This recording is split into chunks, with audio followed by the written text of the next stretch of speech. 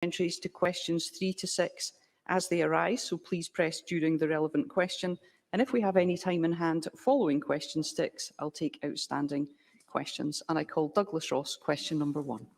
Thank you, Presiding Officer. Last week, I said that these scandalous waiting times could cost people's lives. This morning, we all read in shock and horror about 65-year-old Gerard Brown, who died after a 40-hour wait for an ambulance.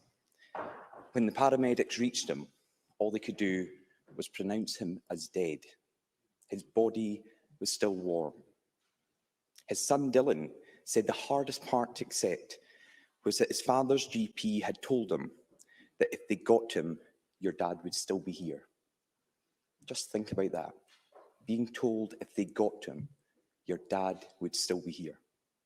So what does the First Minister have to say to ambulance crews who turn up to try and save people's lives only to pronounce them as dead? What does the First Minister have to say to Gerard Brown's GP who said, this is third world medicine? And what does the First Minister have to say to Dylan Brown, who is grieving the death of his father, who should still be alive? First Minister. Well, firstly, my condolences are with Mr Brown.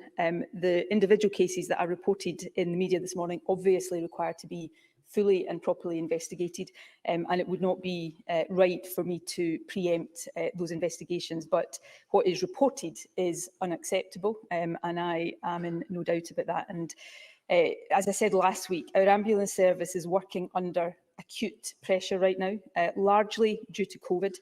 I want to take the opportunity to thank our paramedics and technicians for the work they are doing in such difficult circumstances.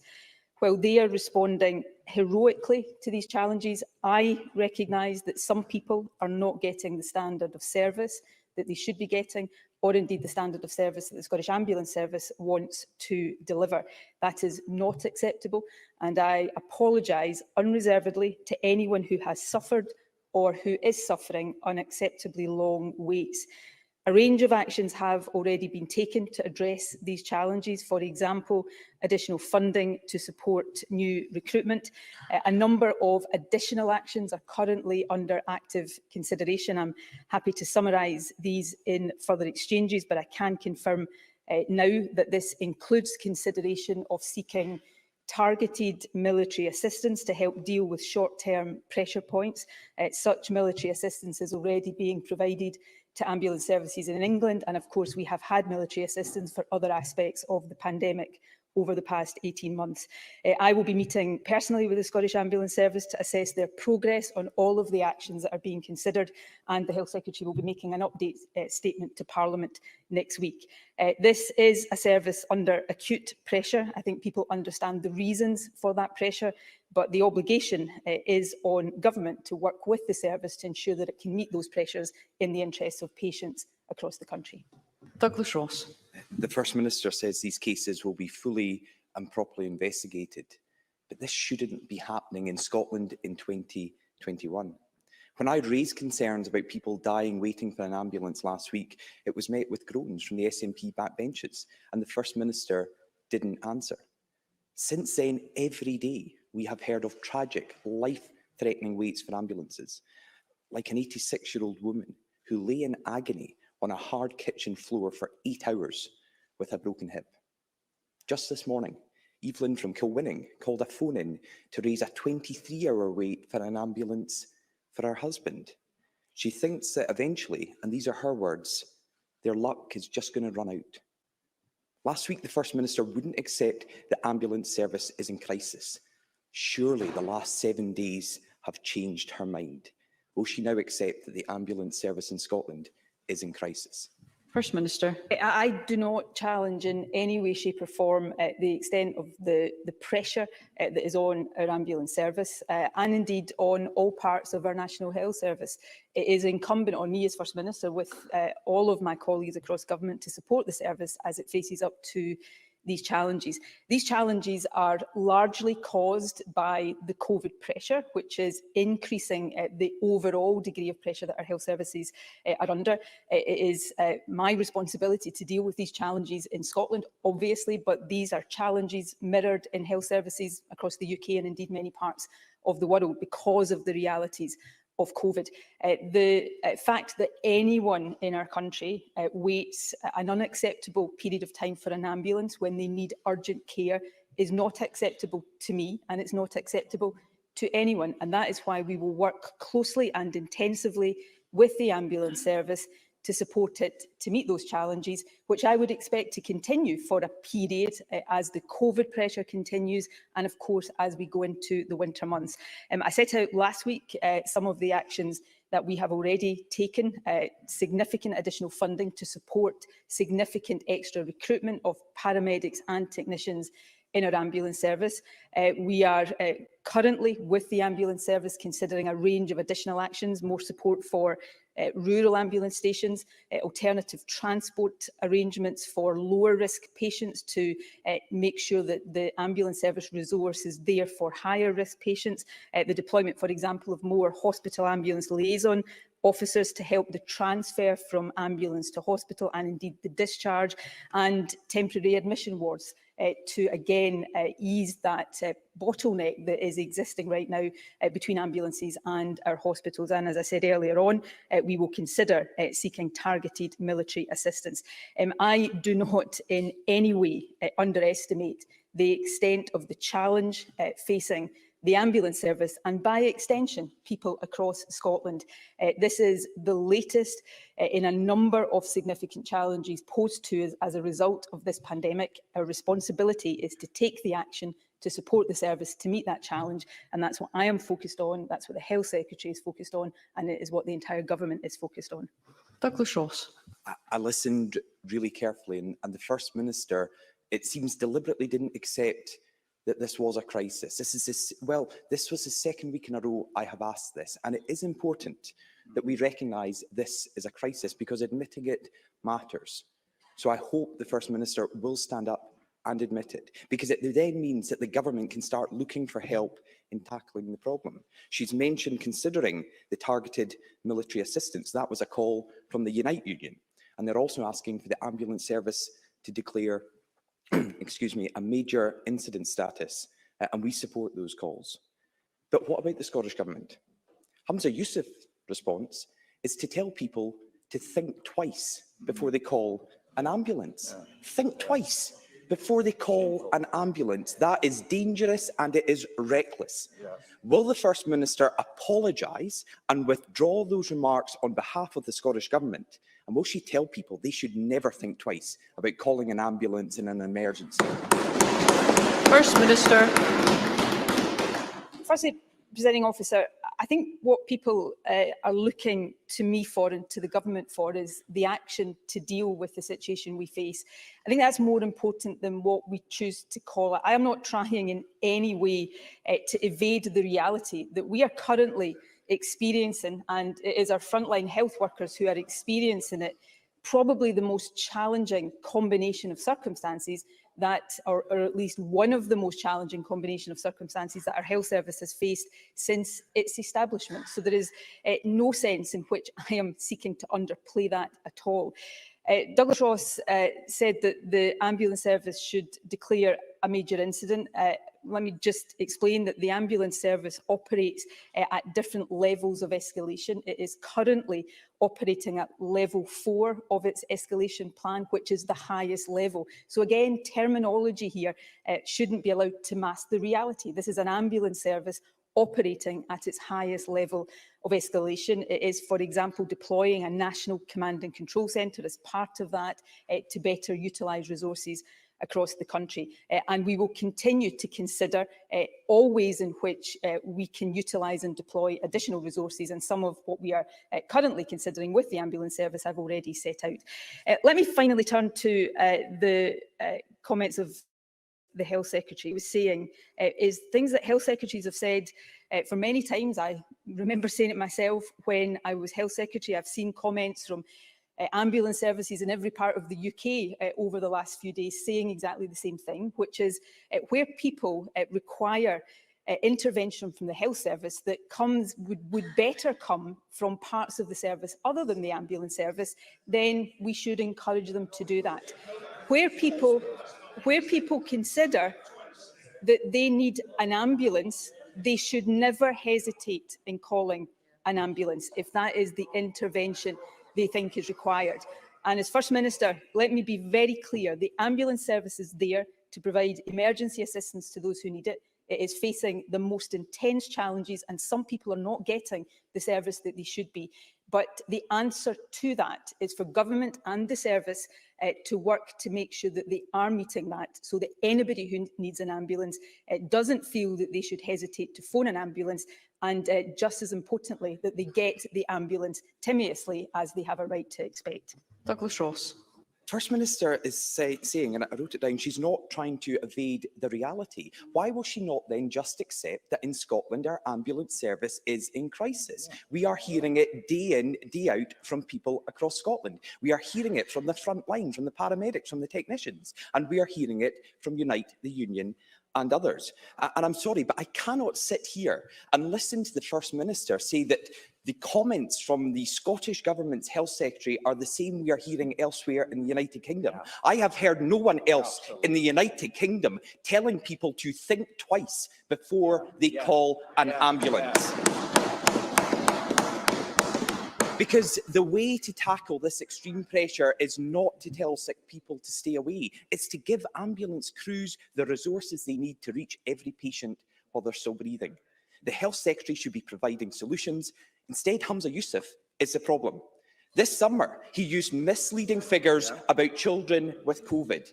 He wasted months on a flimsy NHS recovery plan that isn't cutting it. And yesterday was a new low. We had a health secretary who effectively told people, don't look after your own health. He actually said to them, think twice before calling an ambulance. With Scotland's NHS in crisis, isn't it the case that it's Humza Yousaf who needs to think twice before he speaks? First Minister. People watching this will draw their own conclusions from the tone and tenor of some of the remarks that are being made. Can I stay on the substance of these issues, because these are really important issues for people across the country, and they have my full attention as they have the Health Secretary's full attention. Douglas Ross is continuing to question me about terminology, so let's just be clear. This pandemic has created, not just in Scotland, but across the UK and much of the world, crisis conditions for our health services. That includes the ambulance service, which is at the front line of the response of our health service for so many patients who need it. But the point I'm making is that whatever somebody like me chooses to call it is less important than what we do to support our service in meeting these challenges.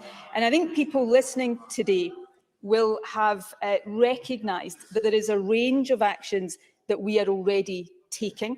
So there are almost 300 additional paramedics and technicians. Excuse me, sorry, First Minister, just a moment. I appreciate this is a very important, emotive issue and that people are rightly passionate, but could we please hear the First Minister? Thank you. There are a range of actions that have already been taken. So, as I was saying, Presiding Officer, almost 300 additional paramedics and technicians being recruited to help meet the challenge, a whole range of ways in which we are supporting the service. And while in saying this, I am in no way seeking to underplay how unacceptable long waits are for anybody who experiences that. Of course, many people who phone an ambulance, the majority of people who phone an ambulance get an excellent service from the paramedics and the technicians who are providing that. We are considering a range of additional actions, and I've set out what some of those are. The Health Secretary will make a statement next week to update on those. These are matters.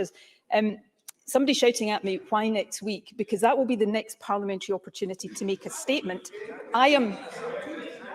Douglas Ross is saying do it now. I am standing here right now setting out the things that we are doing. I and the Health Secretary will be dealing with this over the course of today, tomorrow, the weekend, into next week, for as long as it takes. So these are the steps that we are taking. We will continue to take these steps as governments right across the UK will be doing similar to support their services. We are in the most challenging set of circumstances that our health service has faced. My job is to make sure we support the service to rise to those challenges, and that's what I will focus on each and every minute of each and every day. Question number 2, Anna Sarwar. Presiding Officer, the First Minister has evaded this issue for weeks, and she tries to hide behind the pandemic. But let's look at the stats before the pandemic. Almost 1,000 cases where ambulance waited over 2 hours outside a hospital to transfer patients. Over 15,000 times the ambulance took over 2 hours to arrive to a patient, and a staff survey finding that 63% felt that the ambulance service was short-staffed before the pandemic. Please do not use the pandemic as the cover for your government's failures. The truth is, this is an avoidable human tragedy on a heartbreaking scale. Lillian Briggs broke her hip and had to wait 8 hours on the floor for an ambulance. Gerard Brown collapsed at home and died after waiting 40 hours for emergency services.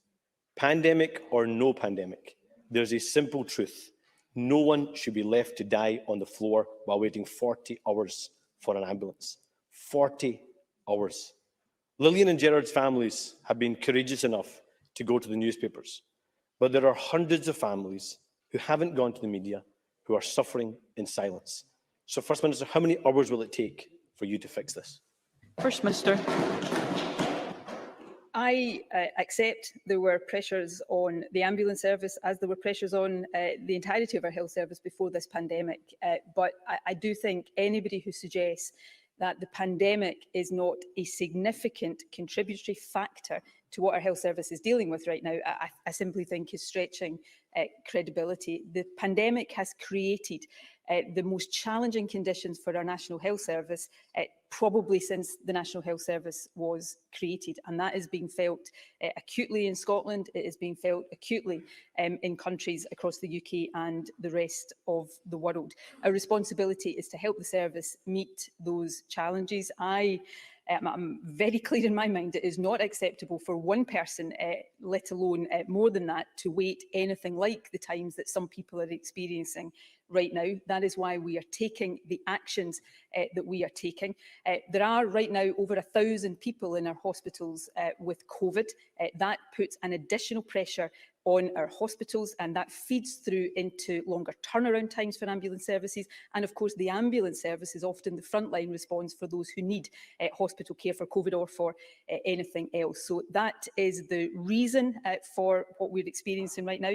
But my job is to provide the solutions. That is what we are seeking to do with the ambulance service. And Anna Sarwar's specific question, how many hours we are facing because of the pandemic and all that that creates, we are facing probably the most challenging winter for the health service and for society in any of our lifetimes. And therefore, for me to stand here and say in a number of hours we will do X, Y or Z, this is going to be a responsibility of government right through this winter to support our ambulance service, to support our accident and emergency departments, to support our wider health and social care services. Every day over this winter period, that will occupy my time, it will occupy the Health Secretary's time, and it will occupy the focus of the entire government. Anna Sarwar. I think the First Minister misses a key point. We are going to have extra pressure added by winter. And if we can't even handle the pressure pre-winter, imagine how hard it is going to be when winter arrives. That's the hard truth that the First Minister is trying to ignore. But let's be clear about this. Our NHS staff, paramedics and call handlers are being failed too. They're the ones having to answer those heartbreaking calls and tell patients there won't be an ambulance coming anytime soon. They're the ones having to turn up to homes to distressing scenes and expected to explain your government's failures. So let's listen to the staff. They're telling us there are not enough ambulances. They're telling us there are not enough staff in the ambulance service or at A&E. They're telling us there are not enough beds in our hospitals. But it's not just patients having to wait hours for an ambulance. They're also having to wait hours outside a hospital in an ambulance. And things are so bad that the British Red Cross has been drafted in to deliver humanitarian assistance at Glasgow's flagship hospital. I know what the First Minister said about the role of the British Army. So will the First Minister listen to calls from ambulance staff and Unite the Union, who have called for a major incident to be declared, for pop-up wards at emergency departments, and for the British Army to be drafted in? When will that happen?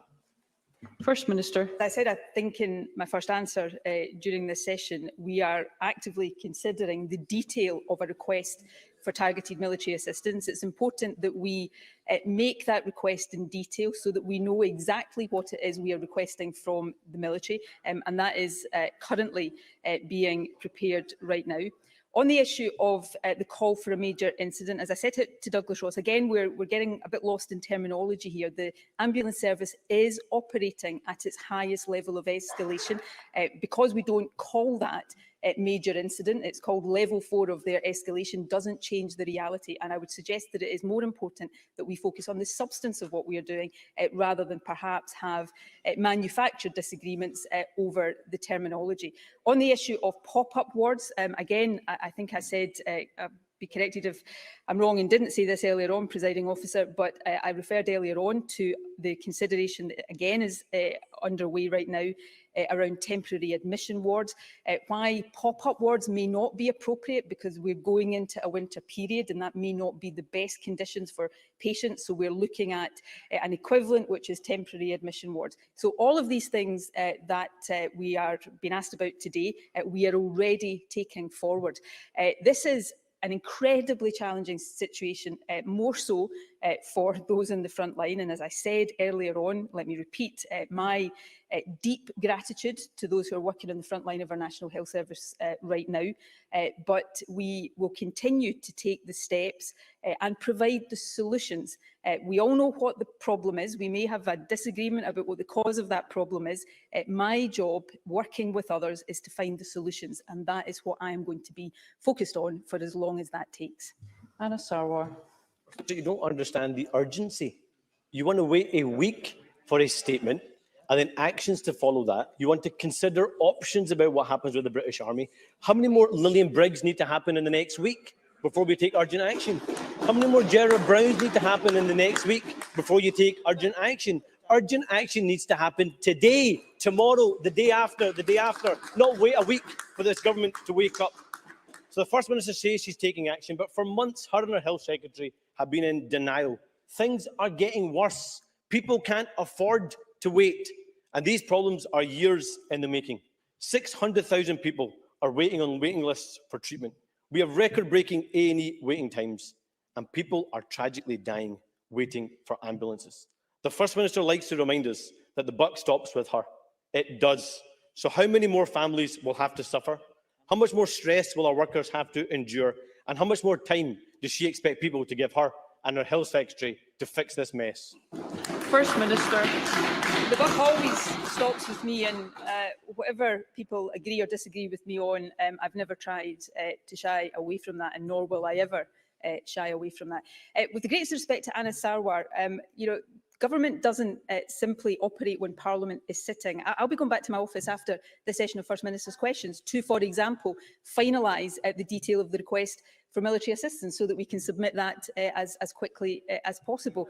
We will be going back to finalise the other additional actions we're taking, which of course are in addition to the actions that have already been taken.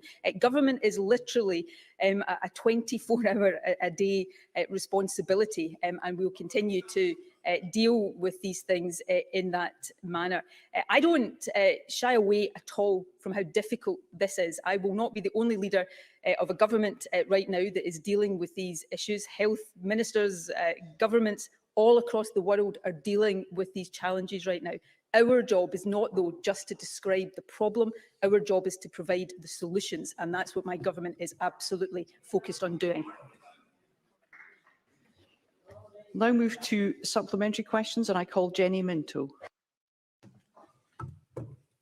Sorry, apologies, Presiding Officer.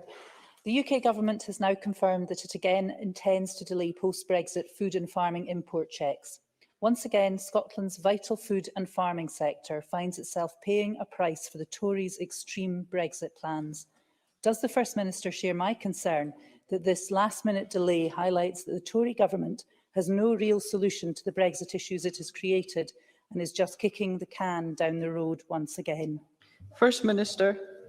Yes, I think that is absolutely correct. We have been warning about the implications of not just Brexit, but a hard Brexit now for months and months and months.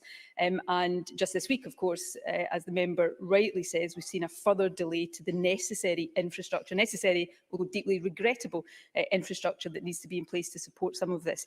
And it is, of course, our food and drink sector, our agriculture sector that are paying the price for this. So I very much hope to see the solutions put in place to alleviate the situation as quickly as possible. But I don't think anybody should be in any doubt that these sectors are going to be facing the inescapable consequences of Brexit for some time to come. And that, of course, is the responsibility of the Tory government at Westminster.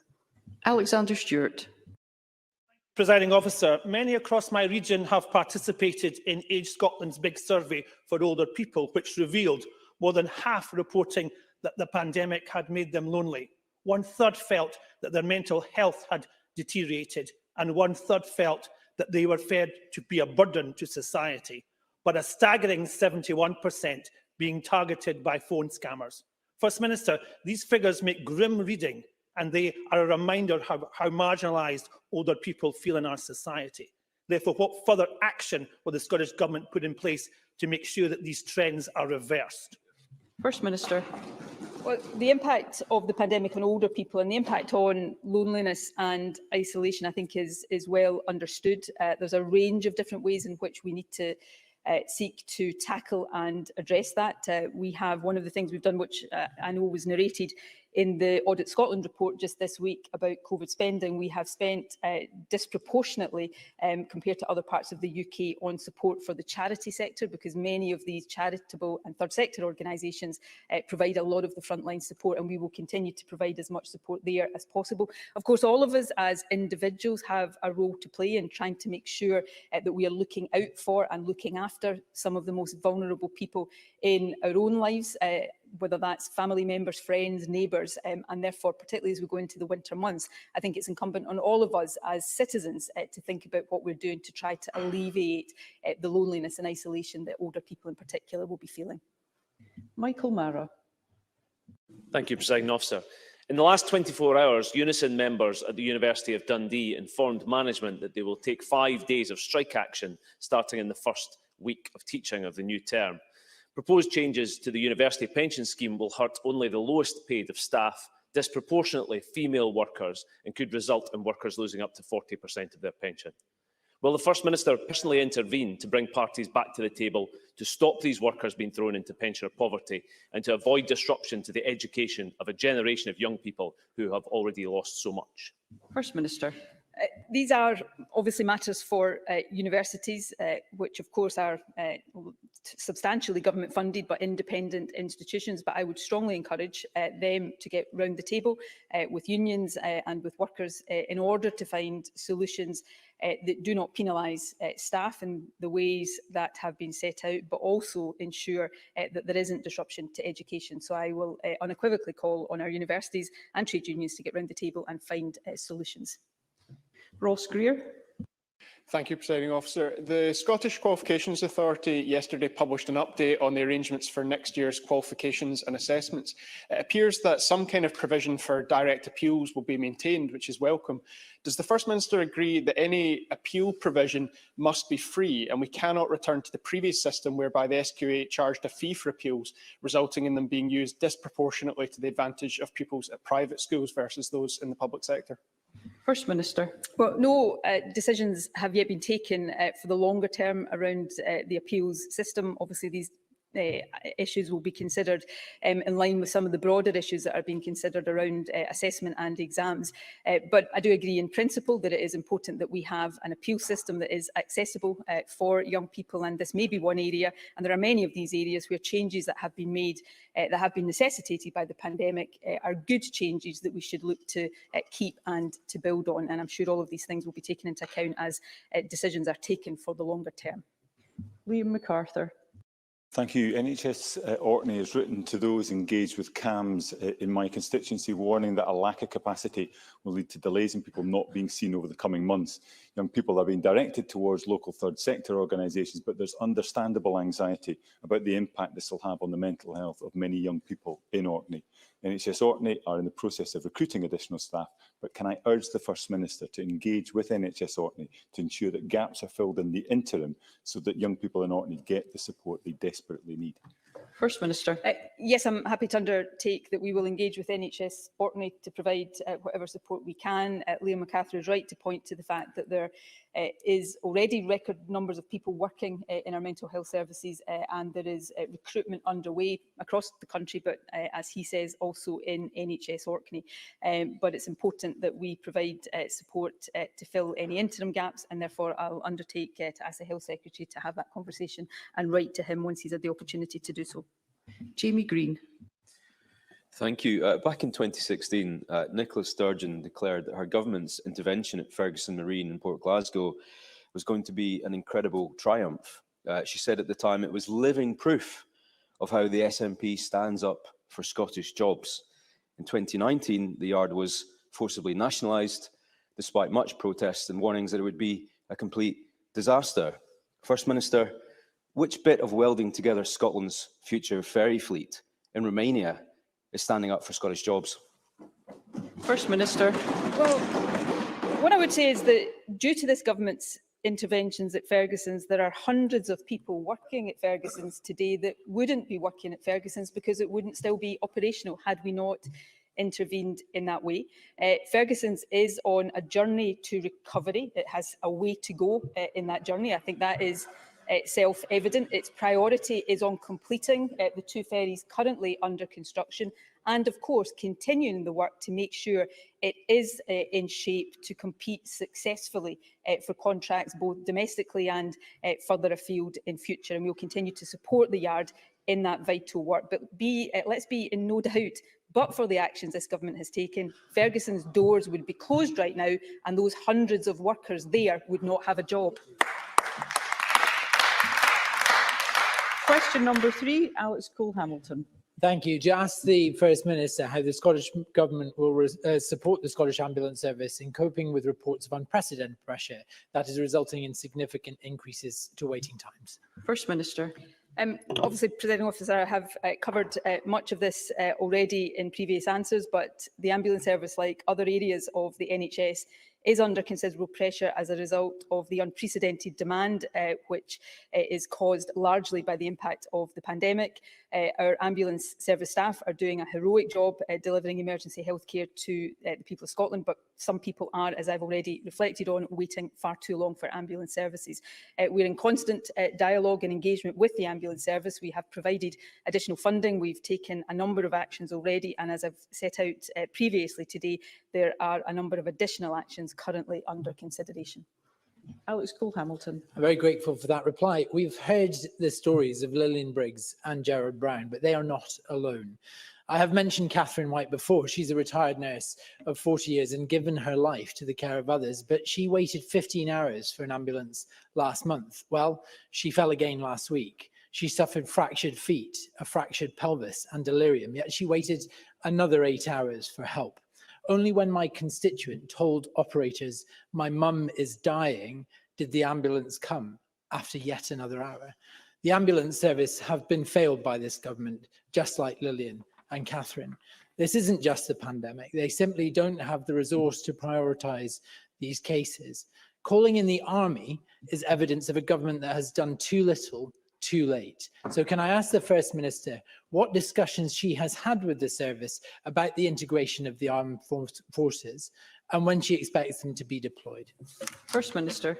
Discussions are underway. As I said, we will be finalising the request for military assistance shortly. But that is one of many actions that we are taking. We are providing additional resource. I think revenue funding, resource funding to the ambulance service is at record levels. I think staffing is at higher levels than it has been in previous years, and there is further recruitment underway. There's also, because the problems that the ambulance service are facing are to some extent caused by pressures elsewhere in the National Health Service, not least in our accident and emergency departments. So there is also a lot of work being done there to try to alleviate those pressures. So we will continue to take the actions that are necessary to support those who work in the ambulance service, provide the level of service that patients demand and have a right to expect. I have said already to date that I don't think it's acceptable for anybody to wait the kinds of periods that are being reported right now. It is not acceptable, even during pandemic conditions, which is why we are focused on finding the solutions to allow the ambulance service to provide the level of response that they want to and people have a right to expect. Sue Webber. Thank you, Presiding Officer. What's clear is what the pandemic has done is that it has exposed the weaknesses that were there before. We've heard concerning reports from NHS staff that the Golden Jubilee, Stob Hill Hospital and the Royal Hospital for Children are seriously understaffed, struggling to cope with the volume of patients, and treatment at each hospital site is now severely limited. Can the First Minister confirm if any departments have been closed to new patients and if elective surgery has been stopped in any of those hospitals? First Minister. The decisions to pause temporarily elective surgery to enable them to deal with emergency services. Again, that is not something that is simply happening in Scotland. We are seeing that happen in parts of the health service across the UK because of the pressure of COVID. And we will continue to support the health service to take the decisions that they consider are appropriate to provide care to people who need it. But be under no doubt, our objective is to get the health service operating again in a way that it can deal with the pressures of COVID without that having an impact on non-COVID and elective services. That's what the recovery plan is focused on, and we'll continue to support the health service to do that. But at the heart of this, of course, is the imperative to get COVID cases down so that as that pressure reduces, the health service can get more and more back to normal. And that brings us back to the central messages to everybody about all of the mitigations that we all have to follow to make sure we keep COVID cases on a downward track. Paul O'Kane. Between 2016-17 and 2019-20, over 11,000 ambulances were sent out with a single crew member, an increase of nearly 39%. When the First Minister was Health Secretary, she said that she would take action to eliminate rostered single manning and that ambulances should be double crewed, with at least one member being a paramedic unless in exceptional circumstances. Those are her words. In the midst of this crisis in our ambulance service, will the First Minister tell the Chamber how many ambulances have been single crewed since the start of the pandemic and why her government has failed to eliminate the practice as she pledged 13 years ago? First Minister. I don't have that information in front of me. I will undertake to provide that information, but we did effectively eliminate single crewing, and because when I became Health Secretary it was at unacceptably high levels, and therefore it is the case that ambulances are single crewed only in exceptional circumstances. During a global pandemic, we will face exceptional circumstances literally on a daily basis, but the routine rostered single crewing that was endemic under previous administrations was dealt with by this administration, and we will continue to make that a priority as we come out of and recover from the pandemic. Question number 4, Bill Kidd. Thank you, Presiding Officer. To ask the First Minister whether she'll provide an update on the preparations for COP26. First Minister. But we're working closely with a range of partners to deliver a safe and successful COP26. Reviews into Police Scotland's preparations, including a recent report from Her Majesty's Inspectorate of Constabulary, offered a high degree of assurance around the ability to balance business as usual policing with COP26 operations. The transport demand strategy is in place, and the COVID adaptation plan developed by Chief Medical Officers from the Scottish and UK governments will be published shortly. I had a meeting yesterday with the United Nations Executive Director on climate change to consider some of the broader issues around the COP26 negotiations. Bill Kidd. Thank you, First Minister. The Conference for Youth has always been funded by the government of the UN member state hosting COP. So can I ask the First Minister what discussions she's had with the UK government regarding their decision not to fund the conference? And can I put on record my thanks that the Scottish Government has stepped in to ensure that the voices of young people who have been so important in pushing for change aren't lost? First Minister. I don't know why the UK government has decided not to fund the Conference of Youth. I do understand that's the first time the host nation has not done so, but I'm not particularly interested in the reasons for that. I think it's important that the voice of youth is heard. Therefore, I was pleased to confirm that the Scottish Government will fund the Conference of Youth, which brings young people from, I think, 140 countries together in the days leading up to COP to formulate and then present their demands to world leaders. And it will be a good opportunity from young people across Scotland to take part in that, and it will ensure that the voice of children and young people is heard loudly and clearly during the COP discussions. Question number 5, Tess White. Thank you, Presiding Officer. To ask the First Minister what action the Scottish Government is taking to prevent cyber attacks on public bodies. First Minister. We work closely with public sector bodies to raise the baseline standard of cybersecurity in line with guidance from the UK National Cyber Security Centre. A dedicated policy team, together with a range of partners, are delivering the strategic framework for a cyber resilient Scotland across public, private and third sectors to further build our cyber security and resilience capabilities. The Government shares cyber threat intelligence, including those during real-time incidents, as part of its early warning process. It provides regular training, advice and support to the public sector, encouraging regular exercising and cyber incident response planning. Tess White. First Minister, Audit Scotland has warned that cybercrime is a serious risk to Scotland's public sector, with 27 separate attacks recorded since 2017.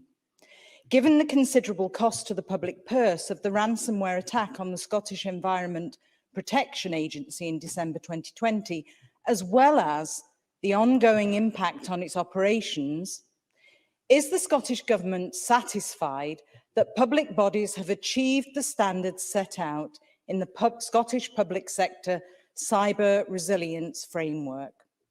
First Minister. Well, can I firstly thank Audit Scotland for the work it has done here.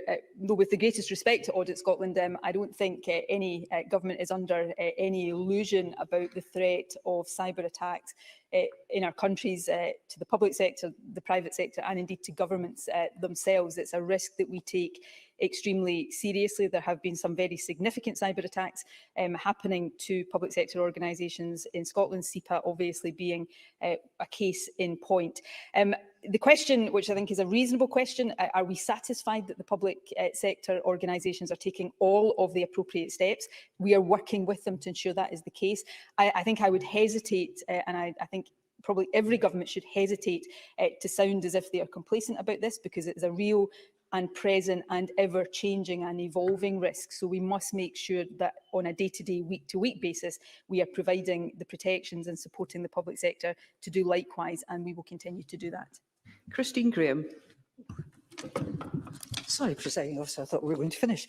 First Minister, Fair Work joint statement on COVID agreed between the Scottish Government and organisations such as COSLA, STUC and Institute of Directors states. Sorry, Ms Graham.